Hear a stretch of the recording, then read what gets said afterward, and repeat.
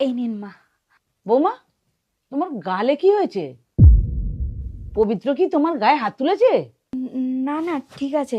আসলে ওর অফিসের কাজের একটু প্রেশার ছিল তো, সেই জন্য রেগে গিয়ে।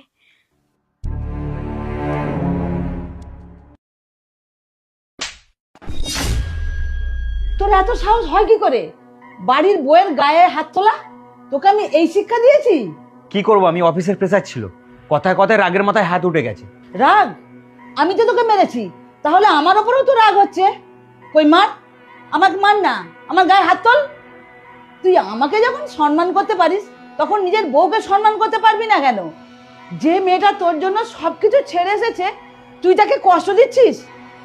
এই আমি তোকে লাস্ট বার বলে দিচ্ছি, এরপর যদি এরকম হয় তাহলে কিন্তু খুব খারাপ হয়ে যাবে বলে দিলাম। বৌমা, আমাকে ক্ষমা করে দিও মা, এরপর থেকে তোমার সাথে আর কখনো এরকম হবে না।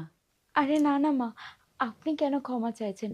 একই সংসারে থাকতে গেলে তো এরকমটা হয়ই। দোষটা আমার, আমি ছেলেকে ভালো সংস্কার দিতে পারিনি।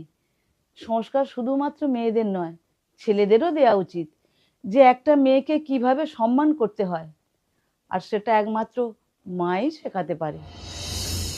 বৌদি, আমি মেহেন্দি ক্লাসে জয়েন করেছি, চলো না তুমি আমার সাথে, খুব মজা হবে। কি বলছিস কি? তোর বৌদি? তোর বৌদির হাতে মেহেন্দির জায়গায় হাতার খুন্তি দেখতে ভালো লাগে, কারণ মেহেন্দি করতে হলে ড্রয়িং জানতে হয়, ডিজাইন জানতে হয়, আর তোর বৌদি তো অশিক্ষিত। এমন কেন বলছো দাদা? আমরা কি আর শিখতে যাই? আমরা তো একটু মজা করতে, টাইম পাস করতে চাই, আর সেই জন্যই বৌদিকে বললাম। আর আমার বন্ধুরা ভর্তি হয়েছে, আর সেই জন্যই আমি ভর্তি হয়েছি। তুমি করবে মেহেন্দি? পবিত্র, এই দেখো, বাবা তোমার জন্য এই জামাটা পাঠিয়েছে। ফেরত পাঠিয়ে দাও। ফেরত? কিন্তু কেন? কারণ আমি তোমার বাবার মতো ফুটপাতের জামা পরি না। এমন করে বলো না, বাবা অনেক ভালোবাসার সাথে তোমাকে এই উপহারটা পাঠিয়েছে। অন্তত আমার পরিবারের কথা ভেবে এরকমটা আমার সামনে বলো না, আমার খুব খারাপ লাগছে। ভালোবাসা? তোমার বাবার ভালোবাসা মানে তো ফুটপাতের জামা কাপড় দেওয়া। আরে কখনো তো নিজের অধিকারের বাইরে গিয়ে ভালো জামা কাপড় দিতে পারে। চুপচাপ গিয়ে এটা ফেরত দিয়ে আসো। আর এই ধরনের জামা আমার বাড়িতে রাখা মানে আমি সেটা অসম্মান বলে মনে করি। পবিত্র, আবার কি করেছিস তুই?